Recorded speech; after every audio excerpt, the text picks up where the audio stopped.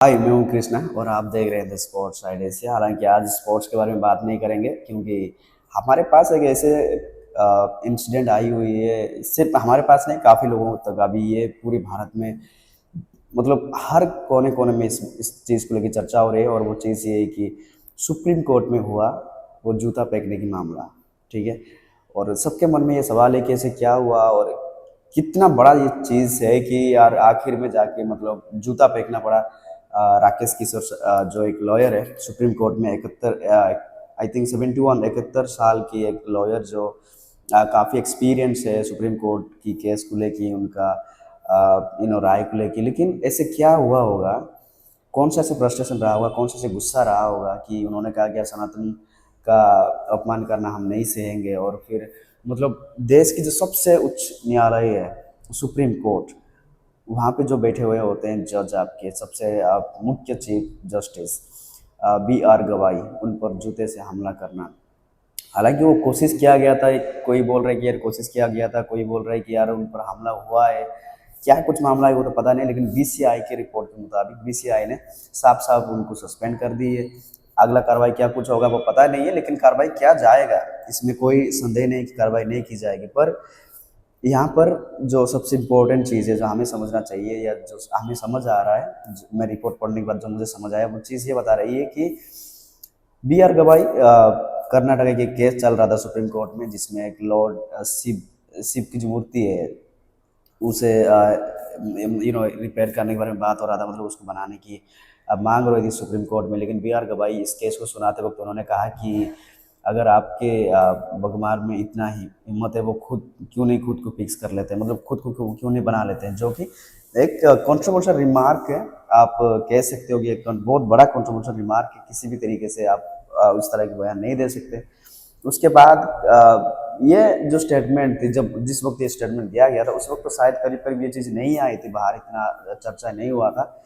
लेकिन जब ये जूते जूते से हमला करने की कोशिश की गई तब ये केस बाहर आई, और करीब करीब ये अभी पूरी भारत को हिला के रख दिया है कि भाई हमारी क्या मतलब, आम लोगों के साथ जो भी कुछ हो रहा है वो अलग चीज़ है, लेकिन सुप्रीम कोर्ट में बैठे हुए वो जज जो कई साल से एक्सपीरियंस ले रखे हैं, कई सारे बड़ी मुद्दों को लेकर बात किए हुए हैं। और सबसे यहाँ पर इम्पोर्टेंट चीज़ है कि वो भी सुरक्षित नहीं है। अगर मानो तो आप, अगर आप जूता अंदर लेके जाके अपने जूता हाथ से हमले कर सकते हैं, तो काल हो सकता है कि जूते के अंदर आप बंदूक लेके जा भी सकते हैं। देयर इज नो डाउट कि ऐसे नहीं हो सकता है, मतलब यहाँ पे कोई ऐसी डाउट वाली बात नहीं है।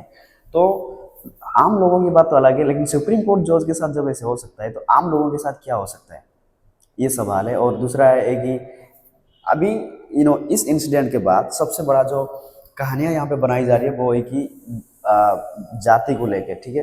B.R. गवाई हमारी भारत की 70 71 साल, शायद 71 साल की, ऐसे कुछ तो है, मतलब आफ्टर फ्रीडम की, यार हमारे देश की पहली ऐसे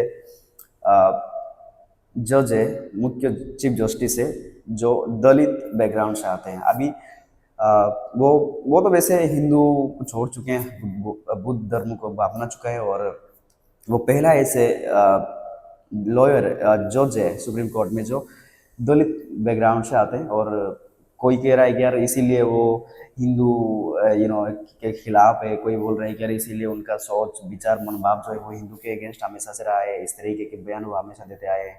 और कोई कह रहा है कि यार नहीं, वो दलित है इसीलिए अपर कास्ट लोगों को राज नहीं आई, या इसलिए उन्होंने हमला कर दी, ये वो फलाना ढिमकाना, बहुत कुछ, मतलब सबका अपना अपना पर्सपेक्टिव के हिसाब से बयानबाजी चल रहा है। पर मैं जो समझ रहा हूँ कि भाई जब सुप्रीम कोर्ट में बैठा हुआ जज को आप जूते से हमला कर सकते हैं, तो कल हो सकता है कि जो बंदे सड़कों पे अपने आवाज़ उठा रहे हों उन पर भी हमला हो सकता है, नो डाउट। और ये मुझे लगता है कि यार काफ़ी शर्मिंदा चीज़ है भारत के लिए भी, भारत के जुडिशरी सिस्टम में है, इसको एक काले दिन की तरह याद रखी जाएगी। जैसे भी आप मानो ना मानो, लेकिन मुझे लगता है कि क्या भी कुछ भी हुआ वो अलग बात है, मगर एक बंदा जो आपको पूरी देश की स्थिति समझ रहा हो, पूरी देश की बात कर रहा हो, पूरी देश की कानून व्यवस्था पर नज़र रख रहा हो, उस बंदे को या उस आदमी को, उस इंसान को चप्पल से हमला करने की कोशिश करना ज़रा पूरी तरीके से गलत है। ठीक है, उनका रिमार्क एक्सेप्टेबल नहीं था, लेकिन ये जो कांड हुआ है ये भी तो एक्सेप्टेबल नहीं है। तो आपको इस पर क्या कहना है हमारे कमेंट सेक्शन में जाके अपनी राय दीजिएगा, और हो सकता है तो प्लीज़ हमारे चैनल को सब्सक्राइब कीजिएगा ताकि जो आने वाला वीडियोस होगा वो आपको मिलता रहेगा। शुक्रिया, मैं हूँ कृष्ण।